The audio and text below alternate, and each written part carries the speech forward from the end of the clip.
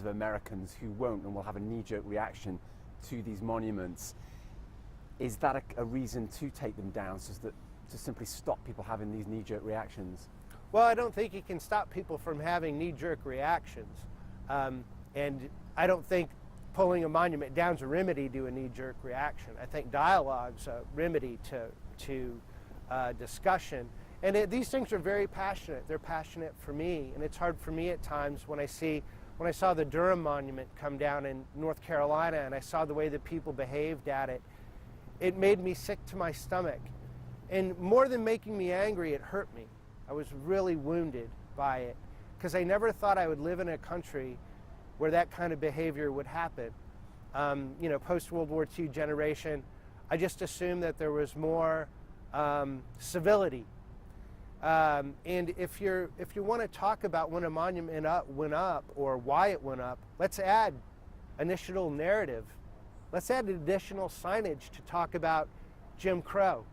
Let's add additional signage as to why, the specifics of why. And but to take the things down, that reminds me of things I read about Hitler doing, or Stalin doing, or the Taliban doing in more recent times. And I just never thought I would live in a country where monuments would be ripped down, and so brutally, and also I think sometimes in a cowardly way by local government in the middle of the night without referendum. And there's a legal aspect to it too. I think with some of these things you'll see the state chiming in on some of these things, and so there'll be further debate, and there'll be lawsuits, and there'll be discussions. But I also think the threat to these monuments, there's a lot of good from my perspective for Confederate memory to come out, because people that might be more moderate are going to ask more questions like, are these people really villains collectively? And I think that at the end of the day we realize they're human beings caught up in a time that I didn't live in. So therefore it's really hard for me to place judgment on especially dead people that I never met and that I was never around. You mentioned Germany, Robert. You've been to Dachau. Germany is very transparent and proactive in preserving concentration camps. Nobody in Germany would ever think about putting up a monument to any Nazi figure.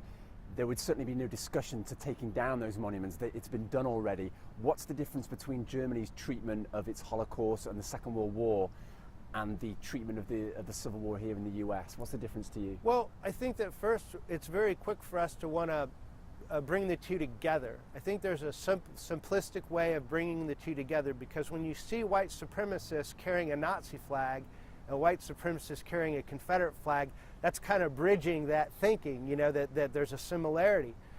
And I find it repugnant to compare the two together, because you're talking about the extermination of 6 million people that would have been higher if the Nazi regime would have lasted longer.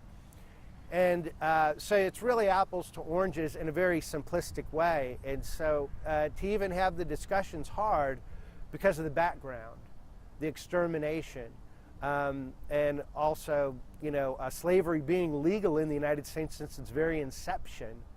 So, you got to remember the United States was around for 80-some plus years. The Confederacy was only around for 4, and we had slavery in the United States a lot longer. So, it's interesting when you see the KKK in their parades in the 1920s and 30s carrying the American flag down Pennsylvania Avenue. They're not carrying the Confederate flag.